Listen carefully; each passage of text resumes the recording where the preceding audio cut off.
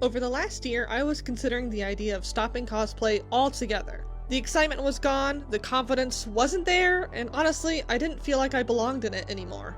Then, somehow, I got into one of the hardest conventions to attend. I expected a normal convention, but that weekend ended up changing how I see cosplay, and myself, completely. FanFest is a once every 3 years convention, dedicated to the online game Final Fantasy XIV. It usually happens before the launch of a new expansion so that the devs can show off their upcoming work, and fans can gather together and get hyped. But you can't just buy a ticket to this event like any con. In order to actually purchase the tickets, you must win a lottery in-game. Luckily, we were one of the 15,000 people who did, so off to sunny California we went.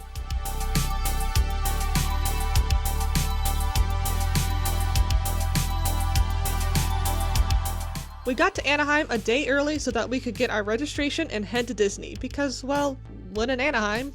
This was such a good idea, as when we arrived 3 hours before registration even opened, there was already a sizable line. By the time registration opened, the line was close to half a mile long, which goes to show you how popular this convention is. With badges, or in this case, wristbands, in hand, we made the trek to Disneyland to, guess what? Wait in more lines. We mostly spent the day in Galaxy's Edge as neither my partner or I had seen it. One of my newest favorite places across Disney for sure though. I even made a mini vlog and extended cut of FanFest for my channel members, if you're interested in our thoughts on the blue milk.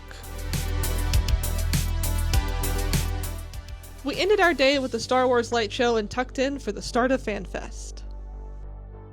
We started our day bright and early at 7 AM, expecting a chiller morning before the big keynote at 10 AM. Until we walked outside and saw this line waiting to get in. I love waiting in line. We're 3 hours early and we're somehow super late.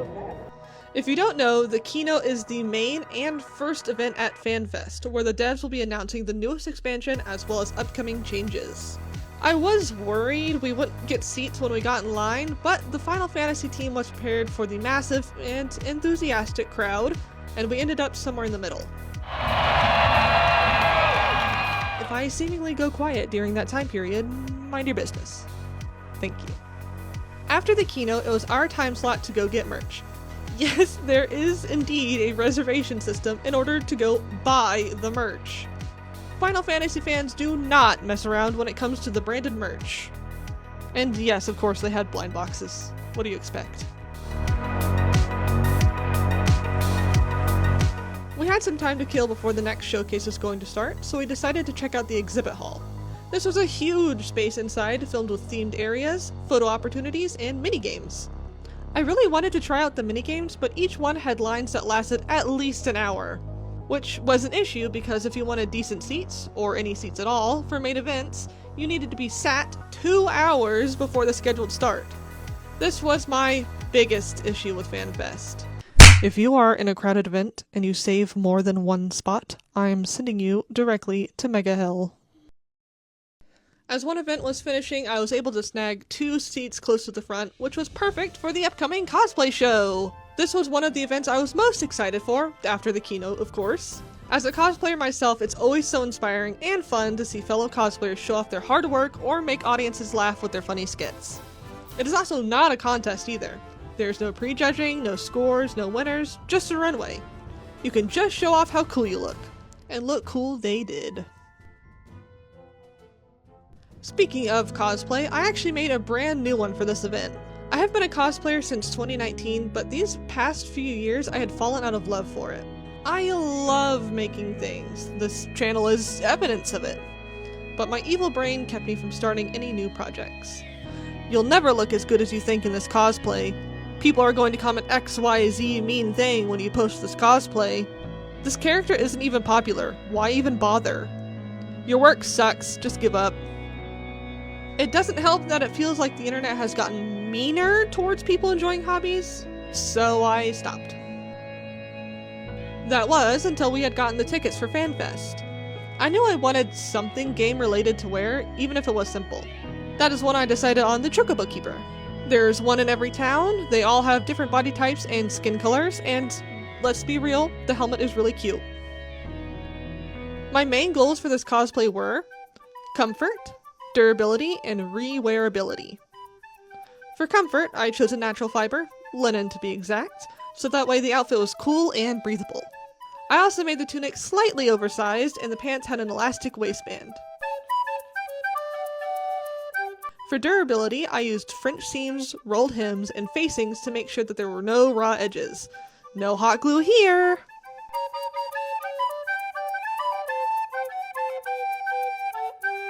Finally, it is important to me that my costumes can be reworn multiple times. This means making sure that the apron is detachable and the tunic/pants can be worn independently. After I get some photos of this cosplay, I am thinking of dyeing the tunic green, adding some trim, and making it my Ren Fair outfit. Having these extra goals, outside of making it look accurate, gave me a challenge and reinforced my knowledge.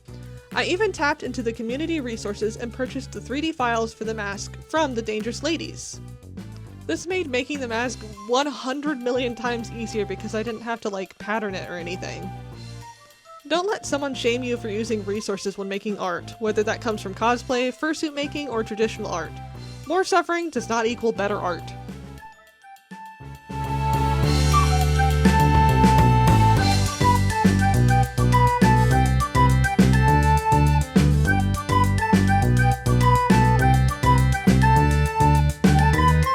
It has been a while since I wore a cosplay, so I was a little nervous, but everyone was so kind. I got a lot of compliments, pictures, and even ran into some fellow chocobos. Being mostly online for a while gave me a lot of negative thoughts towards cosplaying, but coming to this event and seeing others in their cool outfits and interacting positively with each other really reignited my spark. For every negative comment you might tell yourself, there will be 2 people who walk by and say, "I love your cosplay."